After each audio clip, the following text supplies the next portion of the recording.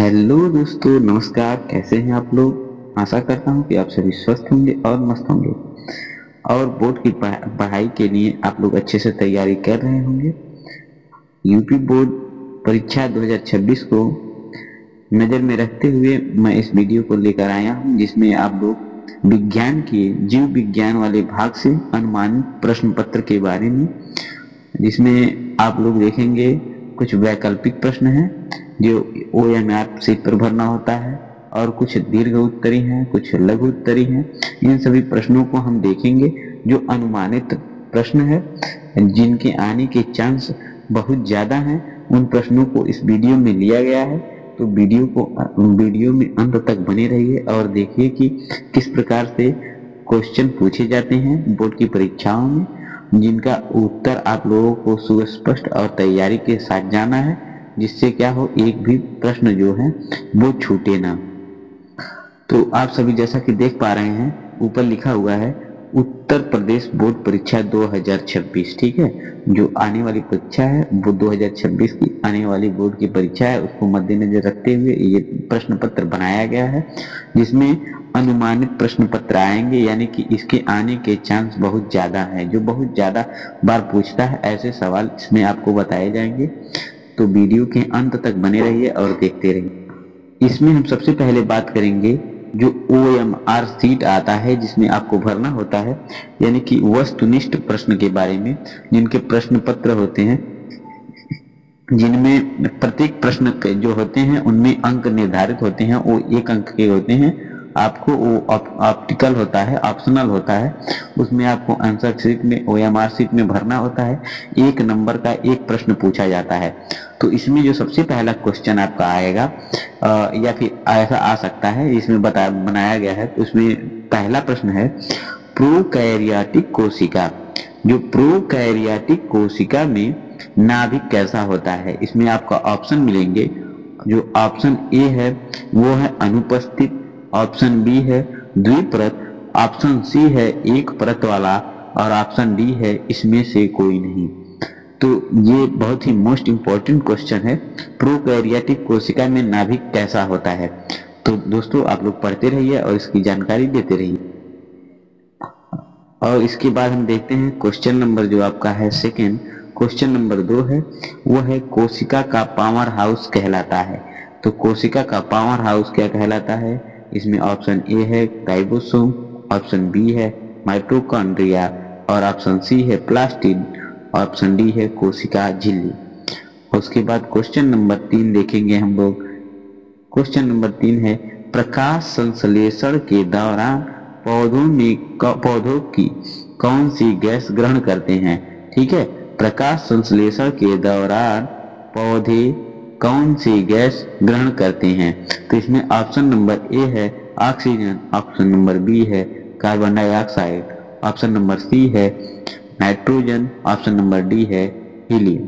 तो comment section में जरूर बताइए प्रकाश संश्लेषण के दौरान पौधे कौन सी गैस ग्रहण करते हैं। उसके बाद हम देखेंगे जो ऑप्शन नंबर जो आपका प्रश्न नंबर 4 है, डीएनए की संरचना का मॉडल किसने प्रस्तुत किया। डीएनए का संरचना का मॉडल किसने प्रस्तुत किया। तो इसमें ऑप्शन ए है वाटसन एवं क्रिक, और ऑप्शन बी है मेंडल, ऑप्शन सी है डार्विन, और डी है पाश्चर। अब इसके बाद देखते हैं क्वेश्चन नंबर जो 5 है, मानव हृदय में कुल कितने कक्ष है, यानी कि हृदय का जो चेंबर होता है वो कितने का होता है। तो ऑप्शन ए है 2, ऑप्शन बी है 3, ऑप्शन सी है 4, और ऑप्शन डी है 5। इसमें से कौन सा होगा? क्वेश्चन नंबर 5 का आंसर कमेंट सेक्शन में आप दे सकते हैं। उसके बाद हम देखेंगे क्वेश्चन नंबर 6, एंजाइम किस प्रकार के यौगिक होती हैं। एंजाइम जो होते हैं, क्वेश्चन नंबर 6 में पूछ रहा है एंजाइम किस प्रकार के यौगिक होते हैं। तो इसमें ऑप्शन नंबर ए है वसा, ऑप्शन बी है विटामिन, सी है प्रोटीन, और खनिज लवण डी है। ठीक है, इसके बाद हम देखेंगे आपका क्वेश्चन नंबर जो दिया है, क्वेश्चन नंबर 7 में देखेंगे हम वाष्पोत्सर्जन यानी कि ट्रांसपायरेशन ये जो मुख्यतः किस भाग में होता है, ठीक है। वाष्पोत्सर्जन किस भाग में होता है, जड़ में होता है, पत्ती में होता है, तने में होता है या फूल में होता है, ठीक। उसके बाद हम देखेंगे क्वेश्चन नंबर 8। क्वेश्चन नंबर 8 पूछता है आपसे कि रक्त का लाल रंग किसके कारण होता है। रक्त का जो रंग होता है वो लाल क्यों होता है। Option number A RBC, option B haemoglobin, option C plasma and option D WBC. तो इसका भी आंसर आप कमेंट सेक्शन में दे सकते हैं। और इसके बाद हम देखते हैं क्वेश्चन नंबर जो 9 है।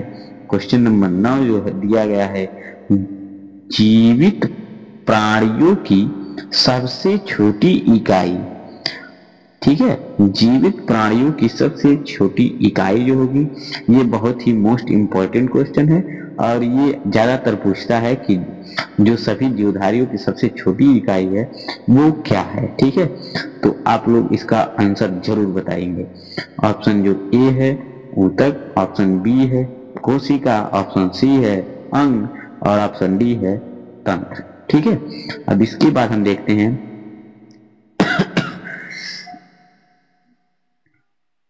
जो क्वेश्चन नंबर 10 है। क्वेश्चन नंबर जो 10 है, जीवाश्म के अध्ययन को कहा जाता है। जीवाश्म के अध्ययन को क्या कहा जाता है। तो इसका ऑप्शन ए है वर्ग की, ऑप्शन बी है पालियोंटोलॉजी, ऑप्शन सी है संरचना विज्ञान और ऑप्शन डी है परितंत्र विज्ञान। अगर आप इन सब क्वेश्चनों को तैयार कर लेते हैं तो इनमें से ज्यादातर पूछने के चांस होते हैं, ठीक है। तो वहां देखते हैं OMR सीट में जो भरने वाला होता है साइंस के पेपर में कुल मिला जुला कर 20 क्वेश्चन आएंगे। उसमें से सबसे ज्यादा बायोलॉजी से पूछे जाने वाले प्रश्नों की सूची में से ये क्वेश्चन आपके मोस्ट इंपॉर्टेंट है, इसको जरूर याद कीजिए। इसके बाद हम देखते हैं खंड ख लघु उत्तरीय प्रश्न। जो लघु उत्तरीय प्रश्न होते हैं वो 2 नंबर के होते हैं, ठीक है। और इसमें क्वेश्चन किस प्रकार से पूछे जाते हैं, उन क्वेश्चनों को किस प्रकार से आपको याद करना है, ये सारी चीजें अगर आपको ये प्रश्न पत्र अच्छा लगता है, अगर आप कमेंट करते हैं कि इस पर एक इनके आंसर के साथ वीडियो बनाया जाए तो उस पर भी वीडियो बनाया जाएगा। लेकिन पहले हम लोग क्वेश्चन के बारे में देखते हैं कि क्वेश्चन किस प्रकार से पूछे जाएंगे बोर्ड में और कौन कौन से क्वेश्चन आ सकते हैं, ये सारी जानकारी है। तो लघु उत्तरीय प्रश्न जो होते हैं वो 2 नंबर के पूछे जाते हैं और उनमें क्वेश्चन कुछ इस प्रकार के होते हैं। इनमें आपको एक सूची है जिसमें 8 प्रश्न पूछे 8 प्रश्नों के उत्तर देने हैं। किसी 8 प्रश्न के उत्तर दीजिए इसमें। तो ये सिर्फ और सिर्फ बायोलॉजी के लिए दिया गया है। जो साइंस होता है क्लास 10th में वो उसमें आप फिजिक्स, केमिस्ट्री एंड बायोलॉजी तीनों के विषय होते हैं और 70 नंबर के पूछे जाते हैं। तो उसमें से छांट कर आपको यहाँ दिया गया है कि महत्वपूर्ण जो प्रश्न है लघुत्तरी में पूछे जा सकते हैं या फिर आने के ज्यादा से ज्यादा चांस बनते हैं, ठीक है। तो इसमें सबसे पहला जो क्वेश्चन दिया गया है, कोशिका सिद्धांत लिखिए, ठीक है। कोशिका का सिद्धांत जो है वो क्या कहता है कोशिका के बारे में, इसके बारे में आपको लिखना है। क्वेश्चन नंबर 2 है माइटोसिस और मियोसिस में अंतर लिखिए। बहुत ही सरल क्वेश्चन है, एक बार पढ़ेंगे आप याद हो जाएगा। ये सारी चीजें जो हैं, कोशिका सिद्धांत लिखिए, माइटोसिस और मियोसिस में अंतर लिखिए। और ऑप्शन क्वेश्चन नंबर जो 3 दिया गया है, प्रकाश संश्लेषण क्या है। बचपन से हम लोग पढ़ते आ रहे हैं, 2 3 4 5 6 7 8 सभी क्लासों में लगभग प्रकाश संश्लेषण का वर्णन किया जाता है। तो मुझे नहीं लगता कि इसमें कोई दिक्कत होनी चाहिए। और इसकी परिभाषा लिखिए, ठीक है। तो प्रकाश का संश्लेषण क्या है और इसकी परिभाषा लिखना है, ठीक। उसके बाद हम देखेंगे क्वेश्चन नंबर 4, DNA तथा RNA में 2 अंतर लिखिए। बेहद ही सरल क्वेश्चन है और आप लोग इसको एक बार पढ़ेंगे वो याद हो जाएगा, क्योंकि ये सारी चीजें जो हैं वो पिछली कक्षाओं से ही हम लोग पढ़ते आ रहे हैं। DNA क्या होता है, RNA क्या होता है, इन चीजों के बारे में अगर हम जानेंगे तो तुरंत लिख सकते हैं दोनों में क्या अंतर होता है। उसके बाद देखते हैं क्वेश्चन नंबर 5, रक्त के विभिन्न घटकों के नाम लिखिए। रक्त में कौन कौन से घटक पाए जाते हैं उनका नाम लिखना है। उसके बाद हम देखेंगे क्वेश्चन नंबर 6, एंडोसाइटोसिस यानी कि इंडोसाइटोसिस क्या होता है, इसके बारे में आपको लिखना है। उसके बाद हमको लिखना है क्वेश्चन नंबर 7 जो दिया गया है, साइटोस्केलेटन क्या होता है। ठीक है। उसके बाद दिया है क्वेश्चन नंबर 8, परितंत्र यानी कि इकोसिस्टम की परिभाषा लिखिए। ये सारी चीजें आपको अगर इनका आंसर की भी चाहिए तो वो आपको मिल सकती है, आप लोग कमेंट करके जरूर बताएं अगर आंसर की चाहिए तब। उसके बाद आगे बढ़ते हुए देखते हैं हम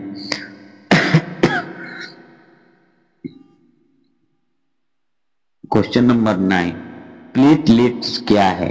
प्लेटलेट्स क्या है, इनका कार्य लिखिए। ठीक, अब जब आप लोग ब्लड के बारे में पढ़े होंगे तो आपको जानकारी होगी कि प्लेटलेट्स क्या होता है और इनका कार्य क्या होता है। क्वेश्चन नंबर 10 देखते हैं। क्वेश्चन नंबर 10 को देखते हैं, टीकाकरण यानी कि वैक्सीनेशन क्यों आवश्यक है। बीते वर्षों में आपने देखा होगा कि बहुत सारी बीमारियां आई थी, कोरोना, जिसमें वैक्सीनेशन कराया जा रहा था, टीकाकरण कराया जा रहा था। तो आपको इसके बारे में लिखना है। एक बार पढ़ेंगे आपको याद हो जाएगा, चीजें आपको प्रैक्टिकली जानकारी है, देखे हैं वैक्सीनेशन क्यों किया जाता है, गांव गांव में टीके लगाए जाते हैं, फिर क्यों लगते हैं, ये सारी चीजें आपको लिखनी है।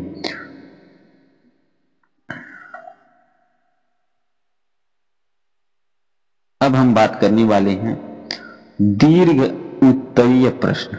दीर्घ उत्तरी मतलब क्या होता है, बड़े उत्तर जो होते हैं। लघु उत्तरी मतलब जो होता है छोटे उत्तर होते हैं। तो इसमें हम दीर्घ उत्तरीय प्रश्न में देखते हैं, इसमें सारे के सारे जो प्रश्न होते हैं वो पूछे जाते हैं, उनमें 5 अंक निर्धारित होते हैं। ठीक है। तो यहाँ हम देखेंगे एक क्वेश्चन जो होगा, यहाँ के प्रत्येक जो प्रश्न होंगे उनके अगर आप उत्तर लिखते हैं तो उसमें से आपको 5 अंक निर्धारित होते हैं मिलने के लिए, आपको 5 अंक मिलते हैं। ठीक है। तो इसमें हम देखेंगे सबसे पहला जो प्रश्न है, कोशिका के मुख्य अंगों का सुंदर चित्र सहित वर्णन कीजिए। ठीक, अब इसमें सुंदर चित्र कौन कौन सा चित्र बनाएंगे, जिसमें आप प्लांट सेल का चित्र बनाएंगे, एनिमल सेल का चित्र, ये चित्र आप बनाकर उसका लेबलिंग करेंगे। ठीक है।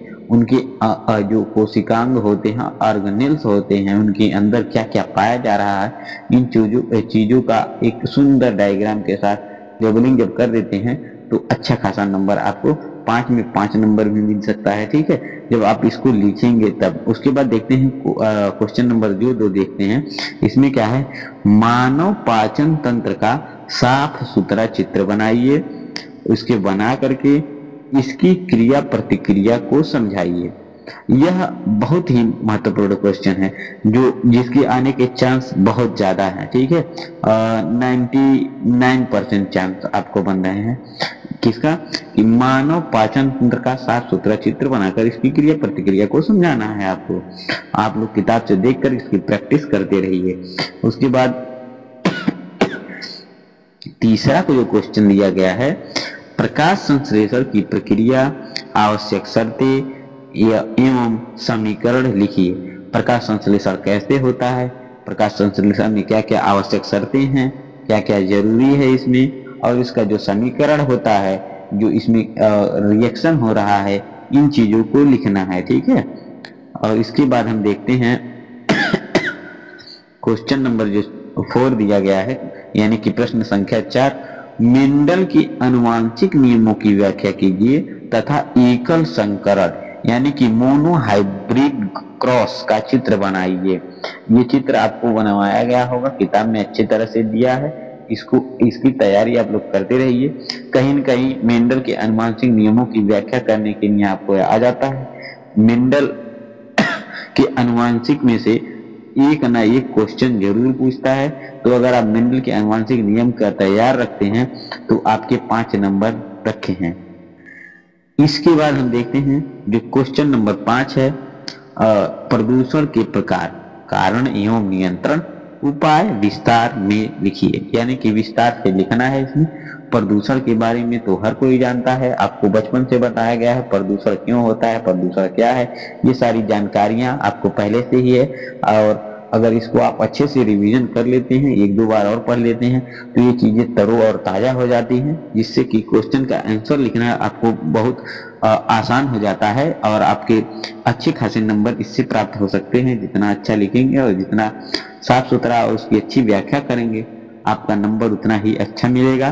तो प्रदूषण के बारे में आपको लिखना है, कारण लिखना है और इसका नियंत्रण किस प्रकार से कर सकते हैं। ठीक है, लोगों को जागरूक करना होगा। ठीक, ये था आपका एक सेट जी। ठीक है, जैसे प्रश्न पूछे जाते हैं उसमें कुछ ओएमआर शीट पर भरने होते हैं और कुछ लघु उत्तरीय प्रश्न पूछे जाएंगे, कुछ दीर्घ उत्तरीय प्रश्न पूछे जाएंगे। उसके बाद आपको कुछ इंपॉर्टेंट क्वेश्चन के बारे में बता दिया जाए, ठीक है, जिससे कि अधिक चांसेस होते हैं कि ये प्रश्न ऐसे पूछे जा सकते हैं या फिर इनकी जानकारी हमको होनी चाहिए। अगर हम पेपर देने जा रहे हैं तो इन सब चीजों के बारे में जानना बहुत ही जरूरी होता है।